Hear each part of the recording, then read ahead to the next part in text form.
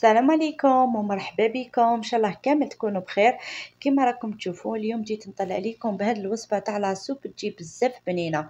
قبل ما نبداو ما تنسوش جيم لا فيديو مع تعليقاتكم الحلوين. هنا في القدره ديالي كنت درت نص مغرف كبيره تاع المارغرين وزدت عليها شويه تاع الزيت، وهنا كنت حكمت دو ترونش تاع سكالوب اللي كنت قطعتهم صغار كيما شفتوا، وضفتهم على هذيك المارغرين والزيت ونخلوهم حتى يتقلاو مليح. بعد ما تقلى لي مليح هذاك سكالوب، فهنا جبت حبه تاع بصل كبيره اللي كنت قطعتها هكا بشكل عشوائي نضيفها. وهنا عندي 4 حبات تاع البطاطا متوسطين، عندي 3 حبات تاع القرعه وحبه تاع اللفت راح تمدلنا بنه بزاف هايله لاصوب تاعنا. هنا نضيفو كامل الخضره على مع هذاك البصل على هذاك سكالوب اللي تقلانا هو الاول. كيما قلت لكم هاد لاصوب غير تجربوها تجي بزاف بنينه. هنا نزيدو شويه تاع الكرافس اللي راح يمدلنا بنه بزاف هايله. ونجو نديرو لي زيبيس تاوعنا. لي زيبيس ما عندناش بزاف، عندنا الملح، عندنا شويه فلفل كحل، ونضيفو تان شويه توابل الدجاج اللي راح يمدو بنا بزاف هايله، واللي ما عندهاش تقدر ما ديرهمش عادي.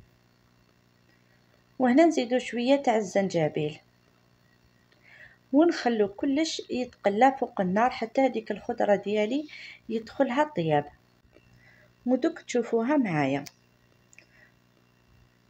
كما راكم تشوفوا. هنا بعد ما الخضره ديالي تقلات لي مليح مع هذاك الدجاج ودخلها الطياب، هنا جيت نمرق بالماء اللي يكون سخون كما راكم تشوفوا. نمرق حتى تغطى لي هذيك الخضره ديالي ونخليها تكمل طيابها هنا على نار تكون متوسطه. ومن بعد بيان سور راح تشوفوها معايا.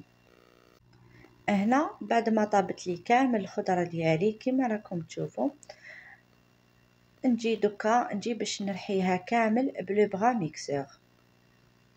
هنا نرحي كامل هذيك الخضره ديالي، وبيان سور كل وحده على حسب القوام اللي تحبوا في لاصوب تاعها. كاين اللي تحب لاصوب تاعها تجي خفيفه بزاف، كاين اللي تحبها تجي ثقيله. انا دوك نوري لكم القوام تاعها. جات مليحه كيما راكم تشوفوا، ما جات ثقيله بزاف وما جاتش هذيك الخفيفه.